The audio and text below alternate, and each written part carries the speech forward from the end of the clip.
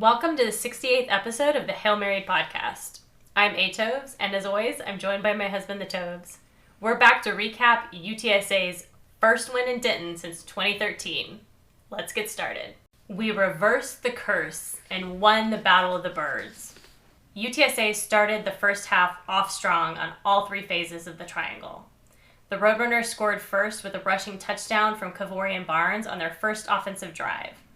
Just when it looked like North Texas might answer back, Rashad Wisdom forced a fumble in the red zone that was recovered by Trumaine Bell. The offense turned that fumble into a field goal 12 plays later. The Runners would go on to score on every offensive drive of the first half, adding touchdown runs from Robert Henry and Rocco Griffin, along with another field goal from Chase Allen, while the defense would hold North Texas to 13 points. UTSA took what felt like a strong 24-13 lead into halftime, but it was a very different game in the second half. As the Roadrunners offense got bogged down, there were moments where it felt like the tide could change at any time. Fortunately, the defense shut out North Texas in the third quarter, and while they allowed 2 touchdowns in the fourth quarter, they came up with 2 key interceptions in the second half that made the difference in the game.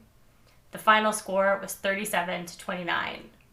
With this win, the Roadrunners reached bowl eligibility for the 4th consecutive year and remain unbeaten in the American Conference. What were your thoughts on the game? Finally, first win in Denton since 2013. Yeah, Denton, the Metroplex in general. Yeah. It was good to exercise those demons, right? I mean, Yeah. I think that was the biggest thing, and that was what we were hoping for. In 2021, I picked them to go in there and just kill North Texas, and yeah, it didn't happen. Right. I mean, obviously we know about the rain, we know just sort of a letdown right after the big win against UAB, blah, blah, blah. Finally went in there and took care of business. And that, I mean, this is sort of the UTSA that we thought that we were going to have. And, you know, luckily the 30 North Texas students that were there to see them play got, you know, pretty much understood what was happening. And so when 25 of them left, you know, and left 5 of them in the second half, you know, it was all good, right? Because, hey, you know what? They weren't going to come back. It was certainly nice to walk out of there and have that walk across the bridge and know that you were going to be victorious. I don't know if it was the fact that our friend Big Brown was with us for the first time since 2013, if it was the fact that they changed the name of the stadium from Apogee to Datu, or just the fact that maybe we were playing Eric Morris, who we've beaten before at another school. It doesn't matter what it is. We won, and it felt great. Felt like it was Big Brown, because I will give him the credit. Yeah. Our friends, the Lopez's, were there too, but they were there in 2021. And then, you know, obviously with the rain and everything, they're like, oh, we're not coming back. But just like you, everybody was like, you know what? We're going to go back because this is the year. This is the year. It's going to happen. Because we're suckers. It did, yeah. But no, I mean, it just, you know, you brought up Eric Morris. You know, maybe that was the change. And we might talk about, I'm probably going to talk about this a little bit later, but I just feel like they lost a little bit of edgy fire without Seth Luttrell. Yeah. Like, it just didn't feel like the same North Texas team. I thought that they did some good things that kind of stifled UTSA a little bit, but for the most part, it just, I don't know, it just didn't have just that edge. Right. That kind of, I don't know, anger. I mean, even though Eric Morris was wearing black as well as Luttrell, which I don't know if that's Eric Morris's norm or if it's just he was channeling Seth, but even though he was wearing black, like, yeah, he and Traylor also don't have that friction that, like, Seth Luttrell and Traylor had. That's true. So that's also part of it too, you know?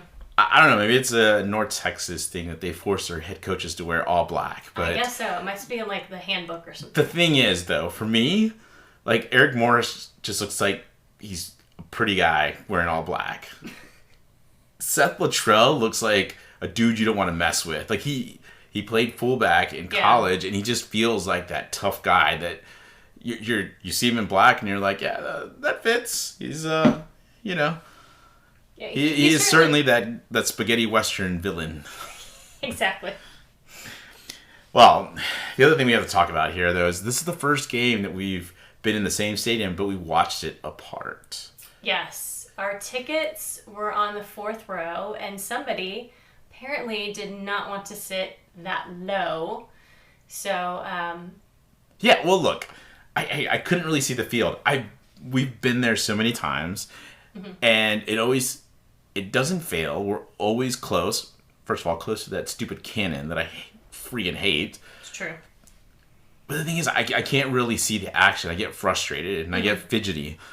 Brown had tickets in 125, and Which just happened to be where the band was. Yes. So I thought that was a little interesting that he bought his tickets, now albeit late, but he bought his tickets online, and yet the band was sitting in the section, and he wasn't the only one. There were people sitting around us who had been displaced and had mentioned that the band was in their section. So I don't know exactly what happened there. Like, maybe we ended up bringing more people, or maybe there was some miscommunication between UTSA and North Texas in terms of like the tickets. But anyways, it was certainly interesting. There were a lot of people that mentioned that they had been kind of displaced from their seats. And so I guess it's a good thing that the students weren't there, because we could kind of start to pour into the student section a little bit. yeah, absolutely. I actually watched it from the second level with Brown. If you see any like photos of the crowd in section 124, and you see off to the right side, you'd see the band. You might see specks of a blue shirt and orange shirt at the very top of pictures. That's me and Brown. That's the two of us watching from that. And, I'll tell you right now, we were, I told you after the game, I told you during the game, but it was certainly, I think, the best spot to watch it because I was pacing a little bit. And both of us were just kind of nervously going back and forth. And even though, like, it just felt like we had control of the game, it just felt like, I don't know. I guess what kind of made it a little more nerve-wracking was the fact that there just wasn't really a lot of explosive, like, touchdown plays. There were some big plays, but it wasn't like that big, offensive touchdown that you thought you might get from either team. Right. I mean, especially if you go back and compare this game to the game that we played last October in the Dome. I mean, that game had the last couple of minutes is just, a highlight reel that I've probably watched 100 times since that game, kind of going back and forth, and, our big touchdown win and the catch from Oscar and JT. And there was none of that pizzazz in this game because it was all really on the ground. So... But, I mean, even leading to that, North Texas and some of the big plays they made to get themselves to score that essentially go-ahead touchdown just kind of added to everything. But it was also the environment because there was, 27K in the Dome? About 10,000 more people in the Dome than were at this game. It didn't feel like that. I'm going to be honest with you. It did not feel like that. And it really has nothing to do, I think, with UTSA fans so much. I really felt like it's... I made the joke earlier about, 30 North Texas students, but it really felt like that because, you had made a comment a while back, I think it was in 2019, to Dr. Campos when we just happened to go to the tailgate before the game, the AA tailgate, and you had said, oh, they're not going to go into the game, and she's like, oh, no, they will, and you were like, students, you were adamant that North Texas students were not going to go in the game. Well, a couple of things. First of all, some things have changed in 20 years since I attended the University of North Texas, and some things have not changed. And one of them is the student apathy towards, football. But part of it is also the layout of, I keep wanting to call it Apogee Stadium, but Dachu Stadium, whatever, the football stadium. The fact that you have to walk across the highway, or you have to get in a car and drive over to the stadium to tailgate, makes it tough for the student. Like, they have a great tailgate scene, and you'll see a ton of students out there tailgating, but they don't come into the game because what are you going to do with your stuff that you brought over? Either a lot of students have walked over and they've brought alcohol and they can't bring it into the stadium, and so it just makes it like hard. You're not going to go walk back to your dorm room and drop that stuff off. I mean, it's a hike from the dorms over to the stadium. So, going back to this kind of argument about, oh my gosh, what would happen if UTSA had an on-campus stadium, and how engaged people would be. Well, depending on where they would put that, because if you look at the layout of UTSA's campus, I'm not sure exactly where they would put that on campus. If it was somewhere like Park West, if you were to put a stadium at Park West compared to where the dorms and everything are, you'd have the same issue, I think. Right. Absolutely. Yes, you would. All right, we kind of started talking about sort of that environment, and the reason I bring it up is because I had 27K last year in the Dome for the game in October, which is our homecoming game, and then you had 41K for the championship game. Obviously, we expected, more at that championship game. But in looking at this like as a rivalry, the attendance really between UTSA and North Texas doesn't seem to match that of, UTSA and Texas State. Now, I get that there's proximity, right? Like, I totally understand that. But to me, like, when you have a rivalry, you have that burning desire to beat someone. And I know that UTSA fans have wanted to look for a rival in terms of football. At least every school, I actually started out at Texas A&M, so I had a burning desire to beat Texas. And there's a fight song based solely on beating Texas. So, to me, it was always odd that UTSA never had some sort of chant or something that was directed at Texas State. Some think it's hokey. It's not. You go around to any university, a lot of universities around the country, and someone's going to have something that they hate about their rival.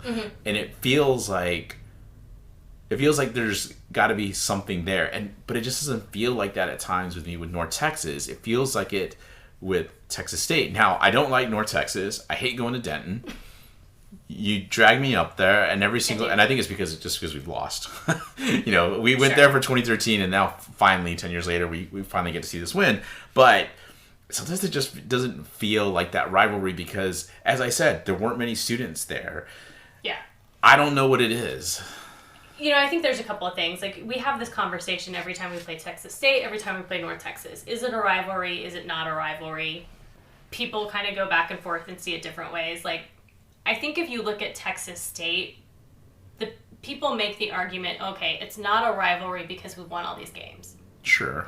But when you look at Texas State holistically and you think about the programs and the history of them playing in Southland Conference in basketball and volleyball and these other sports, there is definitely a rivalry. And when it comes to the games, people show up.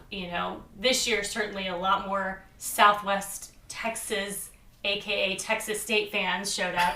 And I say that because I think they were really trying to kind of get some of their alumni engaged from the past. Right. But you see kind of that history of the schools, the proximity, that hate, the willing of people to come and show up. And that's great. And I think that's why I think it's a rivalry, regardless of what the results on the field are. And I think that's our primary rivalry.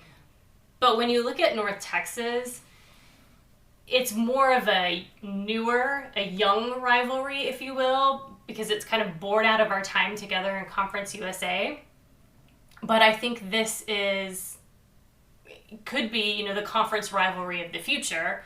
Yes, the students don't show up in North Texas to the game. Well, newsflash, the students in North Texas don't show up for any game. Like, I don't care who it is, they don't show up. That's just the way it is. There's a rivalry, back and forth on Twitter. I had to just laugh when they were talking to Frank Harris, and he was like, oh yeah, this isn't a rivalry, that's for the fans and blah, blah, blah. I'm like, brother, you don't do the little Flappy Bird after the win in the Dome in 2022 if you don't think there's a rivalry. I mean, this is literally the team that broke you in 2019. Yeah. That ended your perfect season in 2021. You can't say with a straight face this is not a rivalry. Again. Well, he did, but yeah. No, but I get it. And I think the thing here is that you also kind of feel like at some point the football players also have to take it upon themselves to say they're rivals. They're the ones that we absolutely hate and want to beat every single time. And the funny thing is, last year we heard that in some of the press conferences. They don't like us, we don't like them. It's clear that Seth Luttrell and Jeff Traylor, there was friction there. I mean, between the argument that happened, behind the scenes with the different coaches yelling at the players between North Texas coaches and UTSA players and stealing the piñata and all that crap. Like, there's clearly a rivalry, but I almost feel like with Traylor now, he's trying to, get them to downplay some of those things when they talk to the press, so that it's, we're all business and we're coming in and we're going to take care of things. Like, that's kind of the outward sort of way that he wants them to appear to the fans, but... Sure.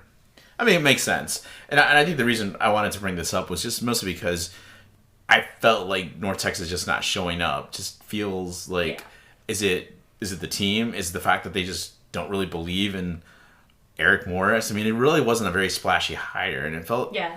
I mean, even at the time, I guess Jeff Traylor didn't feel like a splashy hire, but he's turned into this. Mm-hmm. But he's also been winning just every single year that he's been here. Eric Morris, though, on the other hand, is not.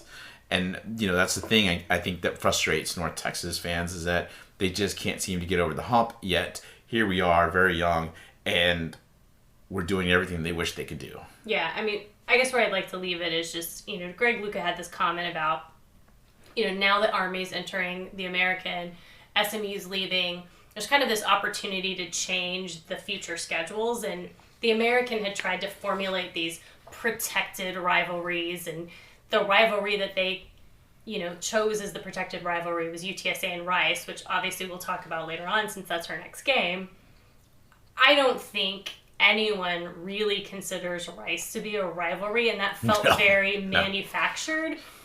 Like Greg Lucas said, I would like to see this UTSA North Texas every year thing happening, because again, to me, I, as a old school UTSA alum, will always see Texas State as our number one rival, but I think that North Texas is kind of our 1A rival, this kind of growing, sort of the organically growing rival for the future.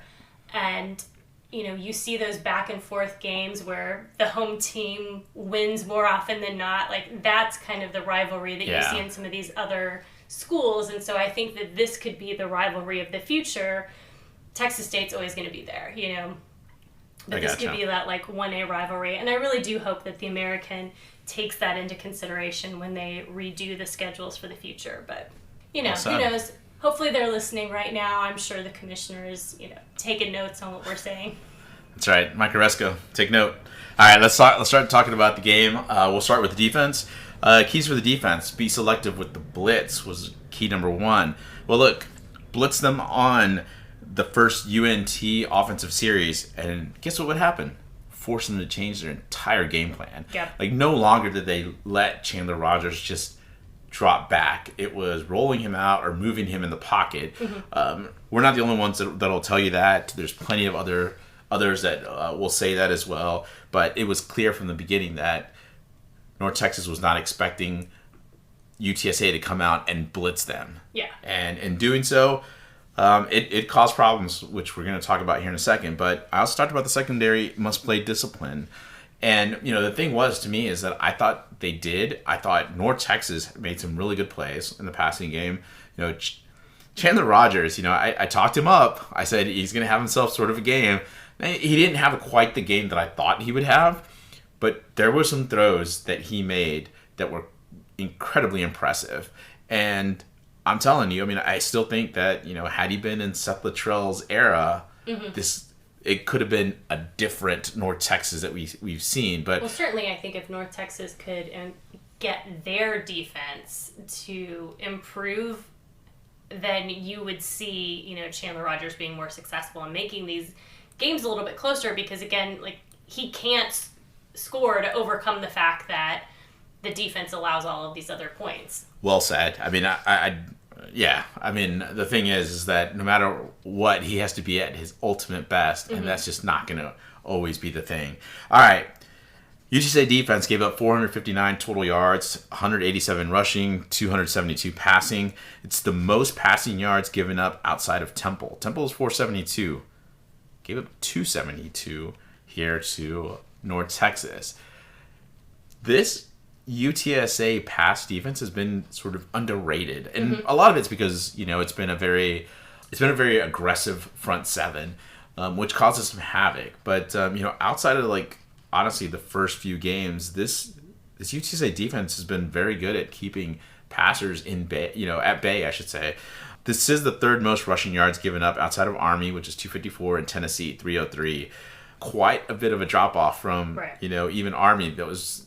We gave it the second most yards rushing from 254 to 187. I will say, though, we made stops on 6 of 11 drives.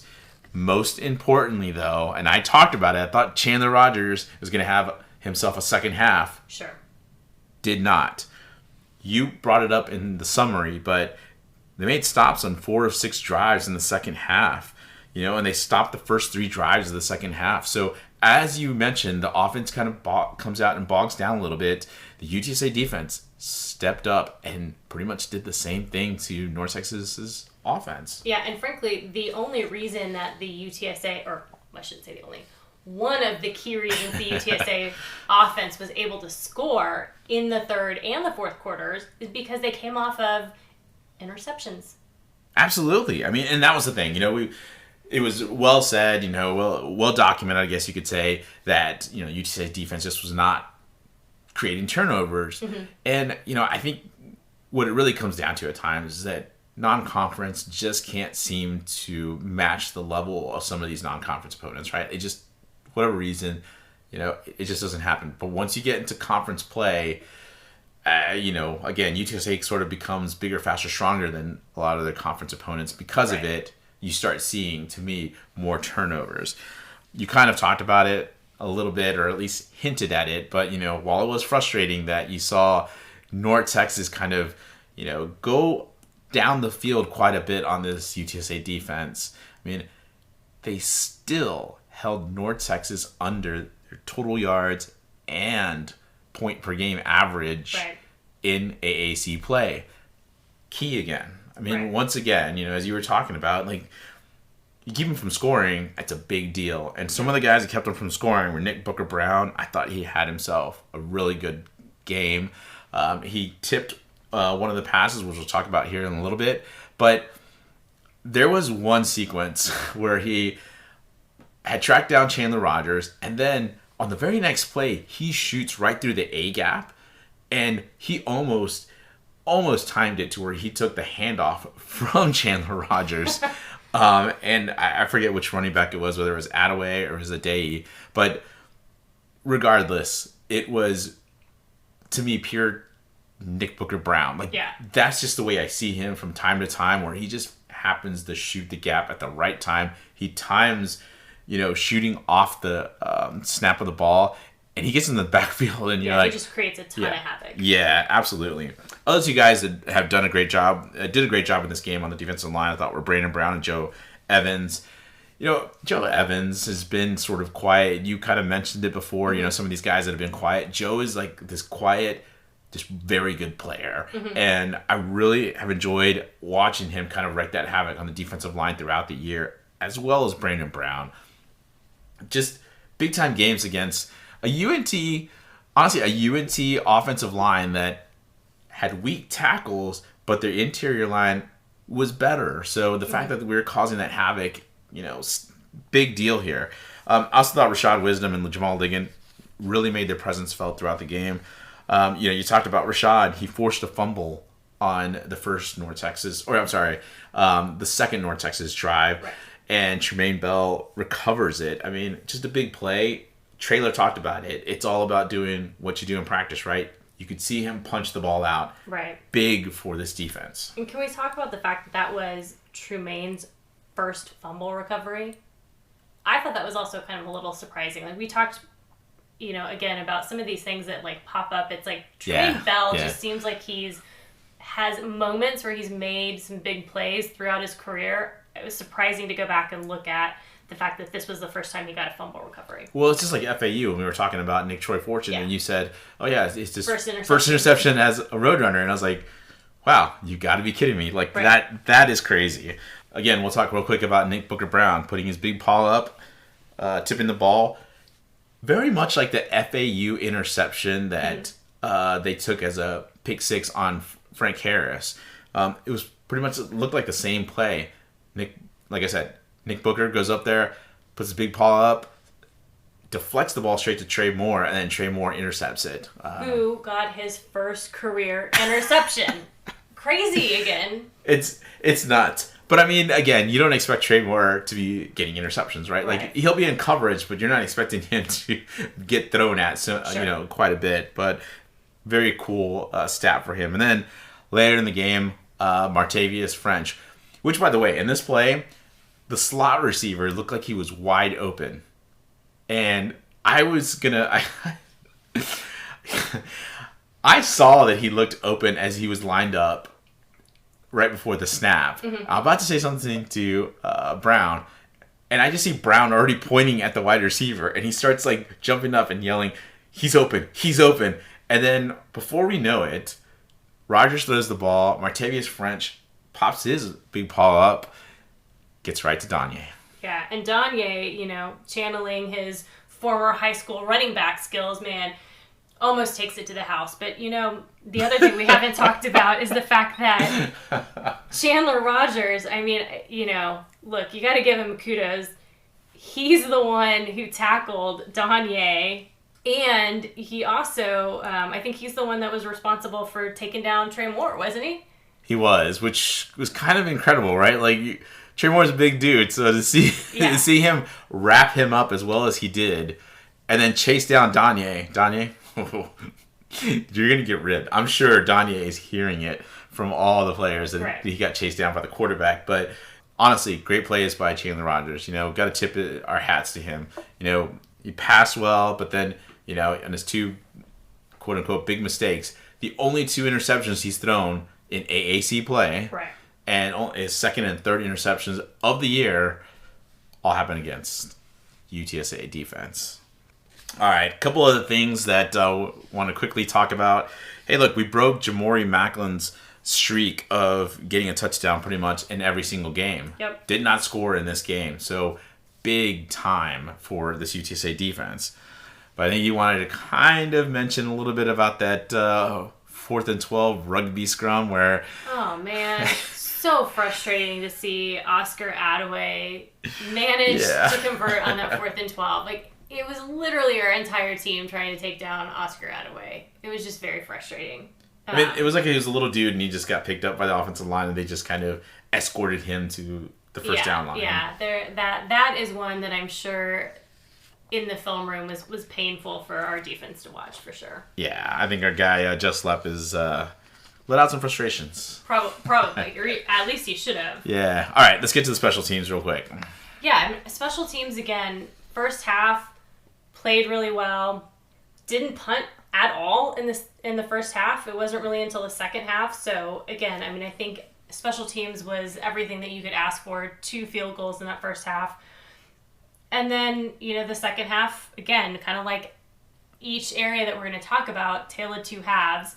We had a huge return in the third quarter. We're just lucky that North Texas couldn't capitalize on that great field position that they had. Carpenter fumbles a punt return, but fortunately was able to recover it. Again, nothing terrible, but certainly a much better showing first half versus second half. Shaky moments, indeed. Yeah. But otherwise, like you said, it was kind of interesting, though. Like, Tate Sandel's blasting it. If you're going towards the funky M... Yeah, it almost looks like a fishtail. Yeah. They're at the stadium. Both kickers were knocking it out of the end zone. But then once you went towards the stupid cannon... it's where the wind was kind of blowing. And you may not have felt it if you were closer to the field, but certainly from the second level, you could feel a nice, at times, steady wind that would come through. And so I'm sure it swirled a little bit. And even though we may not have felt it that much, I'm sure it affected kicking games and passing games at times. Right. Speaking of passing, let's get to our offense. So The keys for the UTSA offense: limit those 3 and outs. Look, they were good in the first half, and at halftime, you were happy with that. Absolutely. I mean, we scored on every possession of the first half. Right. I mean, what more could you do? Now, yeah, you can say, look, we shouldn't have had those field goals. They should have been touchdowns, but it's getting a little ticky-tacky. Then the second half happened. Yeah, then the second half happened. 2 out of 6 in the second half. Look, there were a couple of 3 and outs. It looked like there were some things that kind of bogged down. It looked like this team, while I'm sure North Texas defense made adjustments, and so obviously you have to give credit where credit is due. I mean, just bringing down those safeties to help be a little more aggressive and stopping our rushing game, it felt like we didn't make those adjustments. Yeah, and again, I mean, Trailer kept saying like the play calling was the same in the first half and the second half. It's like, but there was like was it a jet sweep play where they had Taiki? Like, what were we doing there? Yeah, it was more of just like a kind of a throw out to the sideline. It was just that first drive was 3 straight throws that weren't downfield. Yeah. And Frank just made the throws, but I didn't feel like they were productive throws. Like there was something that they were going to get. And look, you get it. I get it. You might try something in that first try, but then you adjust. But even Trailer mentioned this post game. He's like, yeah, we threw like 3 times. They're like, what are we doing? And then we run it 3 times and we get stopped, right? So it was quite frustrating to see. Sure. It looked like North Texas made adjustments, and you kind of said the Trailer said this right now, but he was like the same calls as they did in the first half. Well, did we make any adjustments? Because now you're making it seem like there weren't any adjustments, and that seems foolish. Which was probably part of the problem. Yeah, because they were held to about I think it was like 50 or 60 yards in the second half, which was just, it's concerning. And I'll talk a little bit about that later.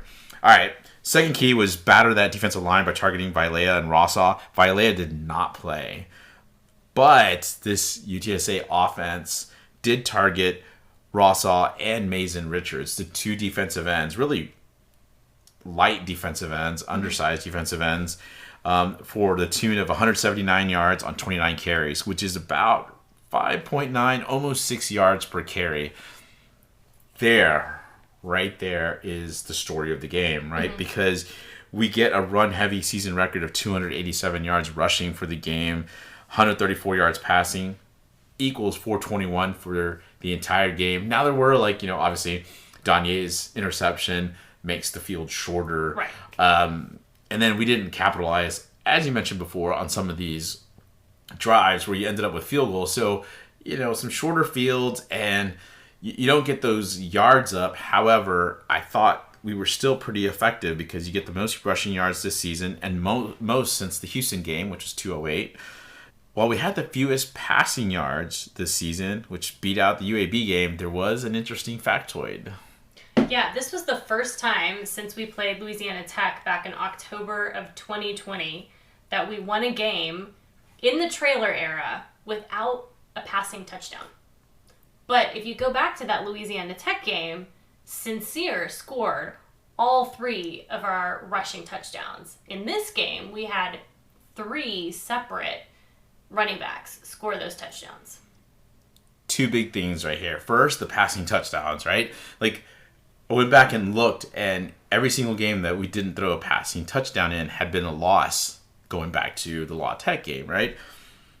Now, during the Wilson era, there was a lot of games where they didn't throw a touchdown pass, yet they still won. So, all right. But in the Trailer era, this was kind of, an interesting factoid. Now, going back to the Sincere scoring all 3 touchdowns in the 2020 game and now having 3 running backs score 1 touchdown each in the first half, huge, right? Because it's been talked about 3-pronged running back attack, and it's really cool to see you've got 3 running backs that are actually quite productive. I mean, Kavorian Barnes, we've seen exactly how he can produce.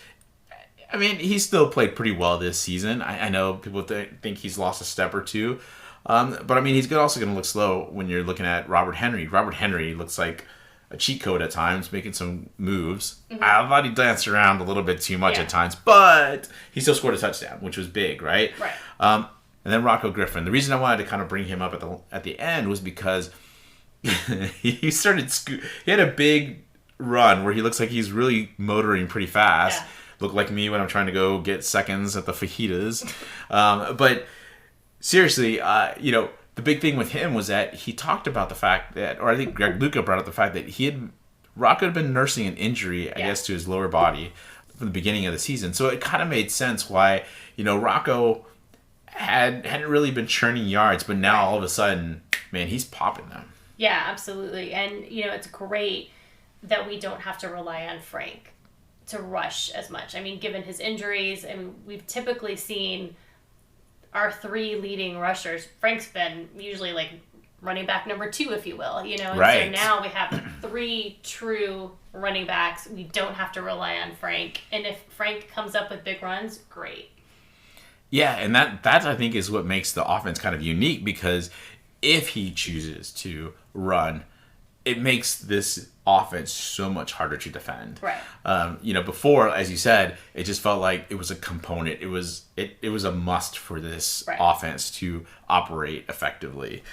Speaking of which, we did have Devin McCune that was out this game. I felt like we missed him only because we could have possibly popped the top off this North Texas defense, especially in the second half when they brought some of those safeties up, just to get the play action game going like I thought we would. Yeah, I mean, again, it would have helped, but given the fact that I think we still would have had a very high rushing percentage, I don't know that it would have made a gigantic difference in the game. That's fair. Yeah, no, I agree.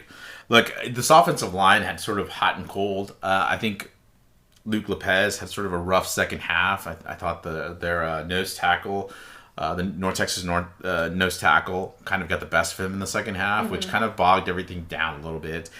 Terrell Haynes, I didn't think had much of a game. Yeah, it was interesting because going back to Terrell Haynes, for our listeners, reminder, he didn't play the first half of this game because of the ejection in the last game. So you had Payne Aber, I think, playing in his place. Yeah, I mean, you saw exactly what Payne Aber was able to do. Got to the second level a few times, and so big. Now, then you get Terrell Haynes coming in, having to face like these 2 safeties coming down. It creates a problem, but something that we should have figured out. I will say, though, the right side of the line with Corey Godnet and Ernesto Alvarez was just solid throughout. They just did a very good job of holding up that North Texas defensive line. I just didn't feel like there were many issues with them during the game. Did talk about, getting kind of stuck in the second half. And it's kind of... I went back and looked, and it's starting to become a trend here because against FAU, East Carolina, and now North Texas, in the first half of all 3 of these games, we've gone a combined 14 of 19 on these drives and scored. But now in the second half, this offense is 6 for 18 scoring on drives in the second half. So, this can be a little bit worrisome, right? Yeah, and it's just, it's very interesting because you compare it to last year, and one of the things that you hear people say is, UTSA is a second half team, because we were last year. How many come from behind games did we have? Like the UTEP game, the North Texas game. Yeah. And yet here we are, like, apparently we're a first half team now. Well, I think in AAC play, they've really done a very good job of coming out and just punching teams in the mouth, especially with this 3-pronged running back attack and Frank just being lights out, throwing the ball. It's really helped this team jump on top of their opponents in the first half. But come the second half, things get a little trickier, and it's been getting trickier over the last 3 games. So I'm not bringing this up as, any big thing, but I think it's something to watch out for and see how this kind of trend continues when we, end the last 3 games against Rice, South Florida, and Tulane. Last thing, want to talk quick about Frank. The reason I wanted to be on the second level so I could see the coverages and kind of see what Frank was looking at. I'm trying to see the game better, and I really felt like North Texas kept that light box because they were afraid of getting torched by Josh Cephas, Willie McCoy, and Tyke. The thing is that because of that, that's why there was this rushing success. So I get that maybe if you're watching on TV, you don't get to see the whole field, right? And so that's the best thing about watching a game live is that you can see the entire field.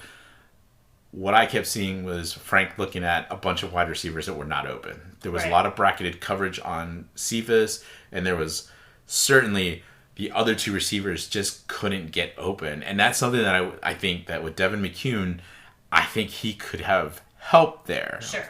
But it just didn't work out that way. Yeah, it was interesting because after the game, there was a couple comments about Frank not having a good game. And I guess if you look at it from the point of view of Frank didn't pass or rush for a touchdown, maybe statistically you might think he didn't have a good game, but he didn't make any mistakes. There weren't any interceptions. He didn't really make any bad decisions. So I struggle with somebody saying Frank didn't have a good game. Like this, he took what the defense gave him and said, okay, you're going to limit my passing ability. Fine, I'll hand it off to one of my receivers or one of my running backs and we'll just run it down your throat. And that was the recipe to success this game. So if you look at it from that perspective, Frank did have a good game because he did what we needed him to do. And that was make the right reads to hand off at the right time. So I just kind of struggle with these kind of comments like that Frank didn't have a good game, or it just seems odd to me. He was the ultimate distributor. I've been talking about it, for the last few games, but here again, as you said, he took what the defense gave him, and I think he could have forced the ball, but then we would be having a different discussion about. Yeah, he didn't play hero ball like he hadn't, back in 2020 maybe, Right, and so I think once again, this is the luxury of having a veteran quarterback, realizing that I don't have to come out here and fling the ball around too much. I just need to hand off the ball and read the defense and make sure that our guys are able to do whatever they need to do to execute this offense. So. All right, let's move on and talk about Rice. The line for this game opened 8 or 9, depending on which betting site you're looking at, but it's increased to 16.5 with the news that JT Daniels might not play. Yeah, I mean, he suffered a concussion against SMU. I saw the play. I'll tell you this, it didn't seem dirty to me. I think Rice fans will disagree, obviously. And sure. I'm sure if, it happened to Frank Harris, we would say, oh yeah, dirty play from SMU. But, I think we just get caught up a lot in hits to the head. And here's why, everybody wants to make sure that there's no targeting. You're not leading with the head. It's things like this, because now it kind of feels like it takes a little bit out of this matchup, because it felt more intriguing when JT Daniels was going to potentially be 100% healthy. Right. And, this UTSA team was going to have to deal with the fact that, he's probably one of the better quarterbacks they're going to face. Yeah, absolutely. And now either they said he's questionable, so either he's not going to play or he is going to play, and he's likely not going to be 100%. He did say on that last drive right after the concussion, which of course he didn't know he had at the time, he didn't remember that last touchdown pass that he threw. So it's pretty concerning. My guess though is, and just listening to Bloomgren, if he passes the protocol, they're going to throw him out there. Which is dangerous because this UTSA defense has concussed E.J. Warner, Jacob Zeno. And I'm not so sure that some of these other quarterbacks haven't taken some big hits from this physical UTSA defense. I'm surprised that Richardson didn't have a concussion after a couple of those sacks that he faced in the FAU game. But all right, let's move on a little bit more to Rice here. UTSA leads the overall series 7-3. Have not lost to Rice since 2014. Interesting quote from wide receiver Landon Ransom Gels. He says, "We don't like UTSA." And then started talking about the cornerbacks and saying, "Oh yeah, I just need something. I can outrun any of the cornerbacks." Yeah, he can outrun them, and and then the other one has a lot of basically missed assignments. So we'll see there, Landon. Brash for a guy that's caught 17 passes for 255 yards, 2 touchdowns on the year. Yeah, Brash. He's not played very many games, but he certainly thinks highly of himself. He does. Because if it was Luke McCaffrey, I'd be like, whoa. Because Luke McCaffrey is a much better wide receiver than Ransom Gels. All right, head coach Mike Bloomgren is still there. He's 0-4 versus UTSA and has been outscored during his tenure versus UTSA 137-37, or an average of 30-49 every single game. Even worse in the trailer era. Yeah, in the trailer era, Rice has allowed 398.5 yards per game, and they've gained 166 yards per game and scored one touchdown against UTSA in the trailer era. Yeah. And when did that touchdown take place? It took place last year when they lost 41-7 to UTSA in the Houston Rain there in at Rice Stadium. Let's get to the offense here. In AAC play, they're putting up 368.4 yards per game, which is 10th in the conference. And they're scoring 30.8 points per game, which is 8th in the conference. Key players, JT Daniels. You want to talk about him? Yeah, I mean, certainly JT Daniels, former 5-star recruit, been at Georgia, West Virginia, some other school that I'm forgetting right now, but, USC. He is, definitely the best quarterback that Rice has had in a number of years, maybe ever. He's got a 63% completion rate, which is good, but that's not spectacular. He scored 21 touchdowns this year, but he has 7 interceptions. Again, Rice plays differently when JT Daniels is the quarterback. They've been much more competitive with him at the helm. So if it's going to be a competitive game, it'll be because JT Daniels is playing. They have 2 different quarterbacks as backups. More than likely, it'll be Chase Jenkins. The other quarterback has been injured. But totally different story with Chase Jenkins. He's a freshman. He did play in the ECU game, and he played in Texas Southern Winds. And he played after JT Daniels was removed from the game with a potential concussion against SMU. He has a 66% completion rate, which is better than JT Daniels, but again, that's only on 18 attempts, so it's a little hard to compare them apples to apples. Hasn't had a passing touchdown yet, but he does have an interception. Bloomgren said, if Chase plays, you will see more quarterback designed runs. That's more of Chase Daniels' strength. They'll probably try to spread things out a little bit more, so it will be a different game plan. I mean, Trailer's going to have to kind of game plan for 2 different scenarios with both of these quarterbacks, but certainly will not be as dangerous if Chase is playing quarterback. Who is dangerous, though, is Luke McCaffrey, who's become a good wide receiver, much like his dad before him. I mean, maybe we'll see a double pass from Luke McCaffrey. They've done it before. It's true. He's got 45 receptions for the year for 700 yards, 9 touchdowns. He is a different wide receiver when JT Daniels is playing. Yeah, and that's why the offense is so much more different when JT Daniels is in there. Yeah, you'll definitely see some 50-50 balls if JT Daniels is playing, because he's going to assume that Luke McCaffrey is going to be able to come up with those balls. Now, the other danger here is also running back Dean Connors, 34 rushes for 235 yards, 4 touchdowns. This is all just in conference play. 18 catches for 187 receiving yards, 3 touchdowns. Disciplined, solid runner with some good pass catching skills.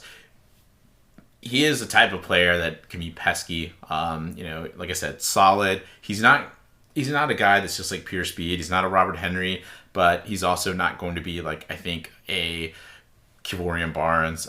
He's going to be a couple steps below these guys, but he works with what that offense has. Now, one of the things, though, here is that their offensive line just is not very good. I said last year that they were below average to average. Not much has changed. This offensive line is especially weak in the interior of the line. So going from left to right, from guard, center, guard, it's Banks, Nutter, and Dumont. Those 3 just do not score well. And even watching the SMU game and watching some previous games, they just weren't very effective. And it really bogged this offense down. And one of the things I really saw was the fact that SMU really started pressuring JT Daniels, hence why they were getting tons of hits on him. They didn't get their first down against SMU until the second quarter. They scored off of, I think, a fumble, but it wasn't, offensive. They were just struggling offensive. And that was with JT Daniels, all right? Mm-hmm. So with that said, we'll go to the defense. In AAC play, they're giving up 443.6 yards per game, which is 10th in the conference. And then they allow 27 points per game, which is 8th in the conference. So similarities between their offensive defense, giving up yards, brings them a little bit lower in the conference, but they get closer to the median of the conference when it comes to points scored and then points allowed. They do have a lot of mounting injuries on defense. Yeah, their starting linebacker, Chris Conti, sounds like he's going to be out. Their edge rusher, Josh Piercy, is questionable. He was practicing, so it sounds like he's going to be playing. But again, I think they have some depth concerns. And, absolutely. As these injuries are starting to mount, you're going to see, again, opportunities on their defense where UTSA has the luxury of having, a lot of depth on our defense and being able to rotate a lot of guys. Rice just doesn't have that. Yeah, absolutely. And I think that's what you're going to be seeing, because you're going to see some key players. And I think his name is Play Wyatt, who's a sophomore safety. He leads in total tackles, 59. It's solo tackles with 33. Coleman Coco, who's their senior defensive end. He's a transfer from Colgate. He leads the team in sacks with 3. And then another player who played last year, strong safety Gabe Taylor, he was actually a cornerback last year. This year, he was moved over to strong safety. Certainly a good player. Watched him play, but I would say not as good as I think he thinks he is. Mm-hmm. He many times gets out of position. And then there was a moment in the SMU game where he could have made a touchdown-saving tackle on quarterback Preston Stone, and he whiffed that. So, just one of those situations where, again, you have guys that look and play together well, but they get exposed by some big-time offenses. Special teams. Yeah, just somewhat inconsistent when you look at their kicker. He's 5 of 9 on the season for field goals. He missed in the 20s, he missed in the 30s, he missed in the 40s. So he has a long of 48 or 49 yards. Again, not bad, but just, not as consistent as Rice probably needs right now. Correct. All right, let's get to the keys to victory here.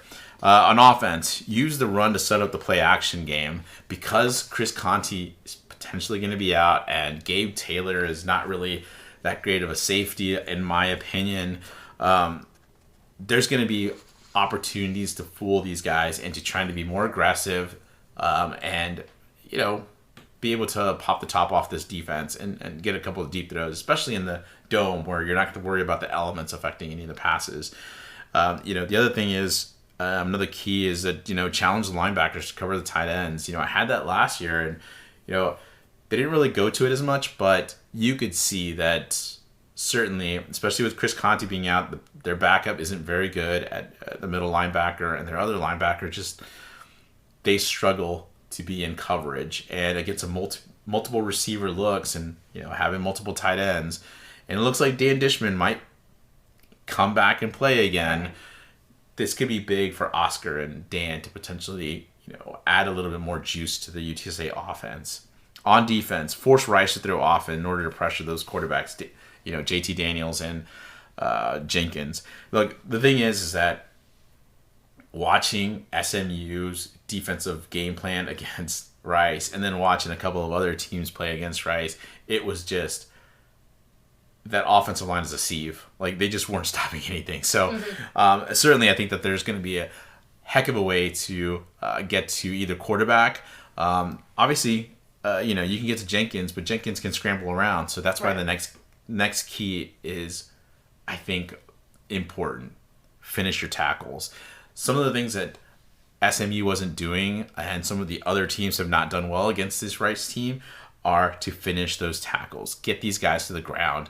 And, they kind of arm tackled, and because of it, and UTSA does that at times, but I think we need our defense to be focused. I need the entire team to be disciplined. So with that, let's get to our predictions. Yeah, we can't underestimate Rice. They beat Houston, which we couldn't do. And they played SMU and Tulane close. Don't get me wrong. I don't think this team is great. They're average at best. But certainly they can hang with some of these bigger teams when they're underestimated. So we've got to take them seriously. You know, once again, we're facing a Rice team with a question mark at quarterback, just like last year. JT Daniels is talented. He's good when he's healthy, but even when he's at his best, he's surrounded by a limited number of skill players. Chase Jenkins, on the other hand, he's a freshman who can scramble, but he's yet to throw a touchdown pass. I think we're bigger, faster, stronger than Rice. I expect us to come out prepared, and if we do, I think we're going to run away with this. So I'm going to go bigger in my prediction, so give me UTSA 38, Rice 17. Nice. Well, how the turntables have turned. Mr. Landon Ransom Gels thinks he can outrun the UTSA quarterbacks. But with who passing to him? A concussed veteran quarterback in JT Daniels? Or a young quarterback that is going to get incessantly pressured and will run for his life? By the way, longtime Lep fan here. By the way, I just want to make sure everybody understands it. Yeah. Much like some UTSA Twitter people, Mr. Ransom Gels shouldn't be drinking and talking. UTSA under Traylor takes Rice seriously, and I can't fathom that the last time Frank Harris faces Rice, that he'll underestimate what this Rice defense can do. While I understand you think this could be a trap game, I think next week's game poses more of a worry than this one. I respect Rice, but I don't see that they have the overall size, speed, or strength to compete with this UTSA team, just like you did. Maybe in other sports, but not this one. Yeah. You went big, but I'll go bigger. Give me UTSA 47-10 over Rice. Ooh. Before we go, let's talk about some of the other scores that happened in the American, and then we'll get into volleyball and basketball. All right. There were a lot of surprisingly close games in the American this weekend, not just that SMU Rice game. Tulane escaped, and yes, I said escaped, East Carolina 13-10. Look, to be fair, Tulane had to travel to Greenville to play East Carolina. Mm-hmm. One thing that UTSA didn't have to do was go back to the East Coast to play any other team, right? I just think that we're getting into the latter parts of the season where I'm not saying, I kind of mentioned that some of these teams kind of get a little bored. And I don't know that it's bored, but I think that they're just having trouble getting up for some of these games. Mm-hmm. And, I think Tulane, while they've been told quite a bit of times that they are, how good they are. You remember what Traylor had said about, prosperous teams and desperate teams. Right. And the UTSA team has become pretty prosperous, but he's trying to keep an edge with them. And it looks like this Tulane team is kind of suffering from being prosperous. And because of it, I think they're having problems putting some of these teams away. And I think that there's other teams here like Memphis, beating South Florida 59-50. Again, one of those situations where Memphis clearly I think is better than South Florida. But you just get into the situation where, you're just not as hungry. And so you look at the team across from you, it's just not happening. Yeah. Well, we got to give some credit to Charlotte because they rallied from a 17-point deficit to beat Tulsa in overtime. I mean, those are two challenging teams right now, but, I'm rolling Charlotte. My eyes because of Biff. Do you think he ripped off his sleeveless shirt at the end of the game? Kind of like a wrestling move. He just rips it off. He's like, ah. Yeah. Overtime win over a bad Tulsa team. I'm the king of Tulsa. Maybe. And then UAB upset FAU 45-42. Zeno apparently had the game of his life. Kind of interesting thing, though, was that this game started off with a missed field goal by UAB, but ended with a walk-off field goal. So good for that kicker, man, because that had to have been a lot of pressure. Yeah, absolutely. All right, let's get into talking about volleyball, though. What an amazing streak these ladies are on. 7-game winning streak. It's still a couple games left in the season. Speaking of Tulsa, they beat Tulsa 3-1 in their first game this past weekend, and then won their second game in straight sets. Just really incredible to see that they're kind of turning it on at the end of the season. Yeah, Coach Shork has done just a terrific job. You know, they struggled at first. They had some young players in there. They got a couple of their veterans back, and they kind of worked them in slowly, and they kind of got going. And I mean, it's just exciting to see them.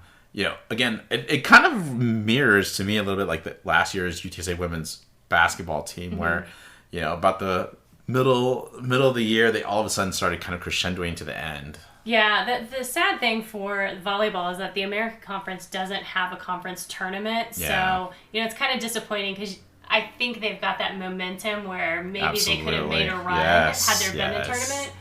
But nonetheless, they've got 4 more games to play. Their next 2, they're heading up to Wichita to play Wichita State Friday at 7, Saturday at 1 p.m. Both of those games are on ESPN. And the good thing is, even if this team lost every single one of their next games, they can't finish any worse than even. So more than likely, they're going to end up with a winning record, which is going to be huge for this team. Absolutely. It just really builds momentum for next season for Coach Twerk. All right, let's talk about basketball. Okay. Both the men's and the women's team opened their season this week. The men squeaked out a win in overtime against Western Illinois, 78-68. But Steve Henson got his 100th win as head coach. It's going to be a season with these guys. I mean, Yeah. They look rough on offense. You know, hopefully they can figure some things out. But, you know, you see why they were chosen last.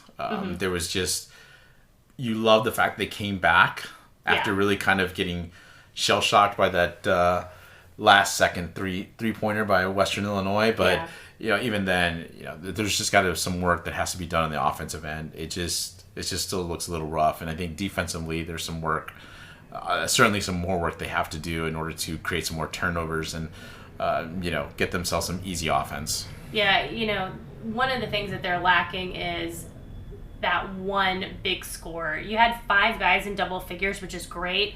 Tucker led the way with 18 points. Trey Edmonds had 15. Lingard had 12. Both Fuller and Wyatt had 10. So you've got a lot of different options to score, but you don't really have that, like, go-to scorer on the team. And certainly I think we're missing Jordan Ivy Curry. You know, unfortunately hasn't been able to get that waiver approved yet, and we don't know if that's going to happen. But I think it would be a little bit different if you had him out on the court right now. Maybe that's just because I, you know, appreciate him in a way that other fans may not. I gotcha. But these guys are going to hit the road this week. Friday, they're playing 6:30 against Memphis. It'll be on, against Minnesota. It'll be on Peacock. So that's probably the first time UTSA has ever played on Peacock. Yeah. Interesting. The women, on the other hand, dropped their first game against Arizona State, 55-70. We said this from the exhibition game, but I think it's going to be really tough to replace Jordan Jenkins scoring while she's out with injury. Yeah, I mean, they, again, much like the men, don't really have that go-to scorer.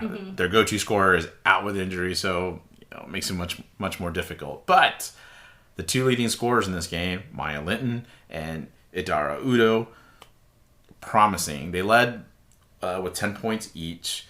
Maya Linton, I think, is going to have a great sophomore season. You know, she looked good in some of the practices that we watched. Looked like she was starting to kind of hit from outside and, you know, just has a nice inside game that I think she's sort of a tweener, so she can, you know, do a little bit of everything. Especially on defense, really like the way she handles things. But Idara Udo, you know, at first when I saw the video of her in high school, I was like, she'll be fine. But then I saw her in practice. I saw her in the scrimmage against St. Mary's. And then even in this game, it seems like she's got some nice touch and nice footwork around the rim. And so, you know, I think this is the beginning of a very nice career for Idara. She's certainly got quite a bit of skills. And I think Coach Aston and her coaching staff are really starting to get the best out of her, or at least starting to push her towards, you know, something bigger. So she's going to be really good to see. She almost had a double-double in this game, and I don't know. I'm kind of excited to see her on Friday. Yeah, the interesting thing that we should mention is that Tobes was listening to the women's game, while we were watching the men, and Then he figured out that he could sort of watch the women because Dr. Campos was sitting 2 rows in front of us and had her phone out. And so, he kept trying to kind of watch the game over Dr. Campos's shoulder. It would have been much nicer if she had just put her, phone up and angled the phone so you could see it. Yeah, be considerate. Obviously, she lacked consideration in the fact that I was also trying to watch the game. So, we'll get through it. We're going to work through some things out with Dr. Campos next time we see her. So, we'll figure it out, though. We'll let you guys know how it all turns out. Yeah, so the first home game for the women will be this Friday at the Convocation Center at 7 p.m. against New Mexico State. So if you have the opportunity, come out and watch the ladies Friday evening. And then one last good note for both the volleyball and the basketball teams. Looks like we're one step closer to getting that volleyball and basketball training facility made a reality. There was an announcement that there was a $500,000 donation from the former AT&T CEO Ed Whitaker and his wife Linda that will go towards that training facility. So hopefully, again, we'll start to see a groundbreaking somewhere closer to the future. That'd be really cool for all these teams. All right, well, that about wraps it up for us on the Hail Mary podcast. Thank you for joining us. I'm A. Toves. And I'm the Toves. We'll be back next week to recap our big win against Rice. That's right. Birds up.